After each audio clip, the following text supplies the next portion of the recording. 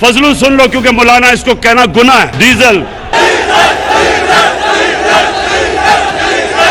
ان کا ایجنڈا جب میں نے اسٹڈی کیا اور مجھے یہ اندازہ لگا کہ یہ ایجنڈا باہر کا ایجنڈا ہے اور اس کے پیچھے یہودی لابی کا ایک بہت بڑا عنصر کا فرما ہے. عمران خان کے ایجنڈے کے پیچھے یہودیوں کا ہاتھ. اس میں کوئی شک نہیں.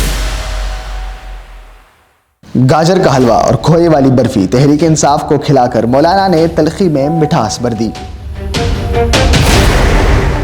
گزشتہ رات پی ٹی آئی کے وفد نے اسلام آباد میں مولانا فضل الرحمان سے ملاقات کی. مولانا فضل الرحمان نے خندہ پیشانی سے استقبال کیا اور یوں بغلگیر ہوئے کہ ماضی کی تلخیاں حیا کرنے لگی. ملاقات کے بعد مشترکہ پریس کانفرنس میں کہا گیا کہ دونوں جماعتیں متفق ہیں کہ الیکشن صاف، شفاف اور غیر جانبدارانہ نہیں تھے، لہٰذا دونوں جماعتیں حالیہ انتخابات کو مسترد کرتی ہے. ماضی میں پی ٹی آئی اور جے یو آئی فے ایک دوسرے پر سنگ ملامت پھینکتے رہے. مولانا عمران خان کو یہودی ایجنٹ کہتے تو عمران خان جلسوں میں مولانا کو ڈیزل ڈیزل کہہ کر پکارتے. ڈیزل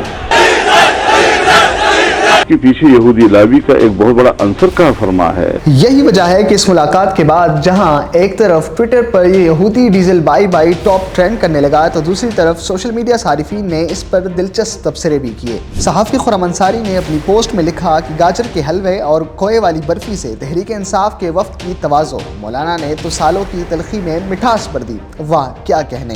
مسلم لیگ نون کے رہنما خواجہ سعد رفیق نے ایکس پر اپنی پوسٹ میں لکھا کہ پی ٹی آئی نے مولانا کی بہت تذیق کی، بہتان لگائے، گالیاں دی. آج پی ٹی آئی قیادت کو ان کے در پہ حاضر ہونا ہی پڑا. ایک اور صارف پرویز سندیلا نے اپنی پوسٹ میں لکھا کہ مولانا فضل الرحمان سے ملنے پی ٹی آئی والے پہنچے ہیں، کیا ان کا نام بگاڑنے پر اپنی لیڈر کی طرف سے معذرت کریں گے. پی ٹی آئی کی سوشل میڈیا ایکٹیوسٹ فلک جاوید خان نے اپنی پوسٹ میں لکھا کہ آج سے فضل الرحمان کو ڈیزل کی بجائے مولانا لکھا اور پکارا جائے. راجہ کبیر نے بھی ایکس پر اپنی پوسٹ میں عمران خان پر تنقید کرتے ہوئے لکھا کہ تصویر کا دوسرا رخ یہ ہے کہ عمران خان جس مولانا کو مولانا تسلیم ہی نہیں کرتا تھا، اپنی ہر تقریر میں ڈیزل ڈیزل کہتا تھا، آج وہی عمران خان مولانا کے در پر سجدہ ریز ہو گیا ہے اور اس کی بنیادی وجہ صرف اور صرف جیل سے رہائی اور اقتدار تک رسائی ہے. بس ثابت ہوا کہ حصول اقتدار ہی اصل بیانیہ ہے.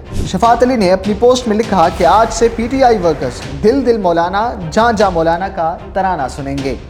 دل دل مولانا، جان جان مولانا.